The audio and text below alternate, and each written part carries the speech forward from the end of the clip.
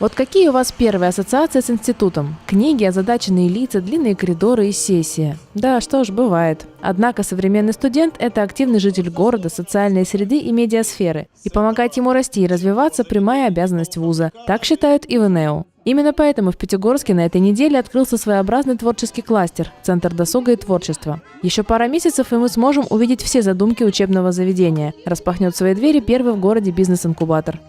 Сегодня мы презентуем Центр досуга и творчества.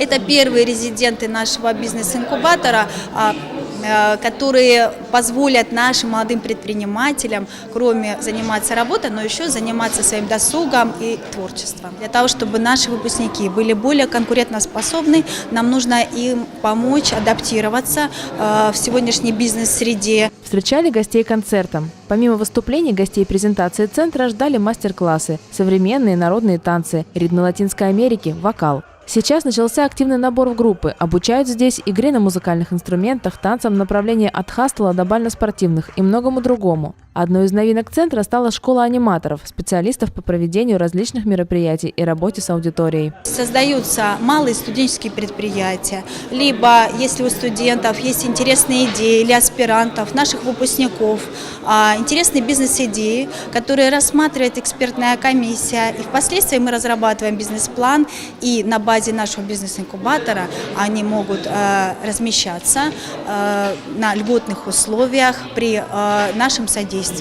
Полина первокурсница, учится на программиста. В свободное от пар время помогает работе центра и уже выбрала для себя несколько интересных направлений занятий. Это бально-спортивные танцы и хип-хоп.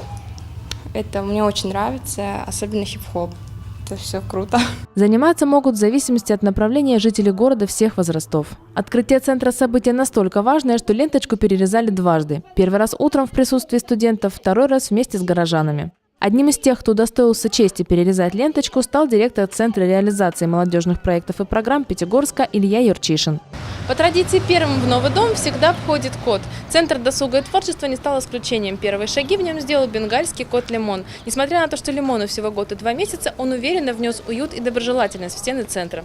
В здании открыто кафе, очень вкусное и демократичное в плане цен. На троих за первое, второе компот мы отдали немногим более 300 рублей. Грызть гранит науки здесь помогает открытый Wi-Fi. В ИНЭУ бывать приятно. Интерьер теплый, организовано пространство грамотно. В центре будет работать гардероб, раздевалки для занимающихся с индивидуальными шкафчиками. Да и атмосфера теплая. Ведь все проекты вуза, как и этот, руководство не считает официальными. Это общее дело, хорошее, нужное и интересное каждому. Мария Караченцева, Евгений Быков, СТС КМВ.